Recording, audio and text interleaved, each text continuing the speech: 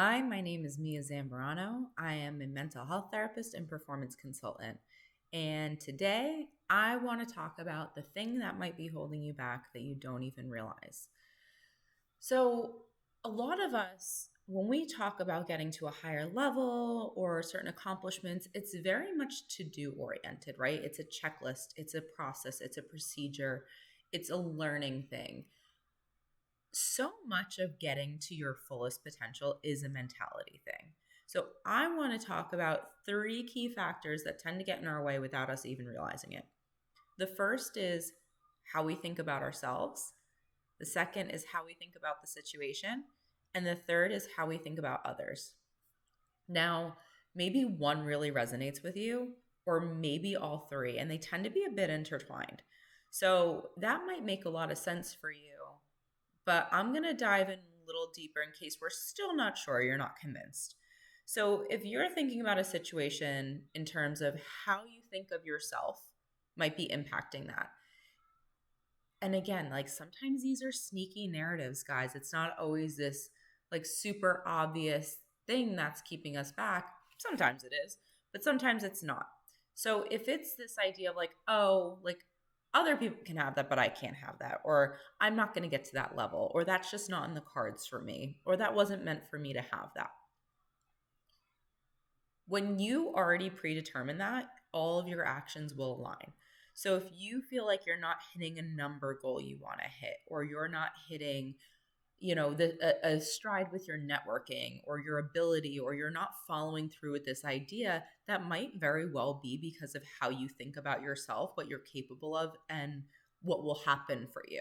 So that's the first one. The second one is how you think about others, right? I don't know if I mix those two up, but either way, we'll get to all three of them.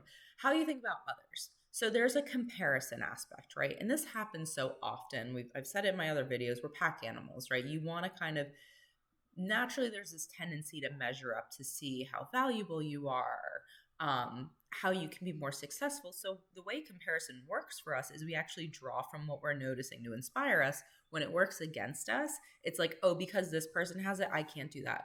Or because that's been done already, I can't do it anymore.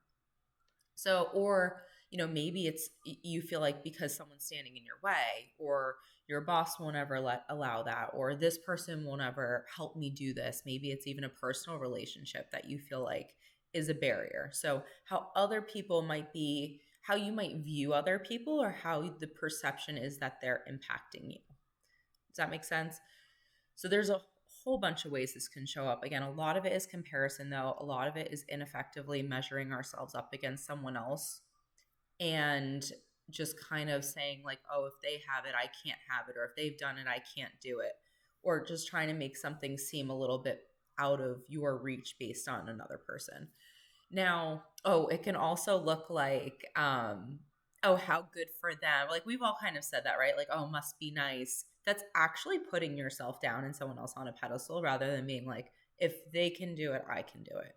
So keep that one in mind. That one's actually a huge one. I've been guilty of that before too.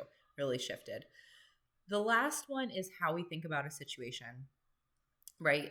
And this is very much instead of like, I can't have this, it's like this thing is unattainable or this just won't happen for me, right? Whether it's achieving a goal or a position or running a business, it's kind of like either demonizing or catastrophizing or again putting this thing on a platform that feels so far away that you're not actually giving yourself permission to take the steps to get there.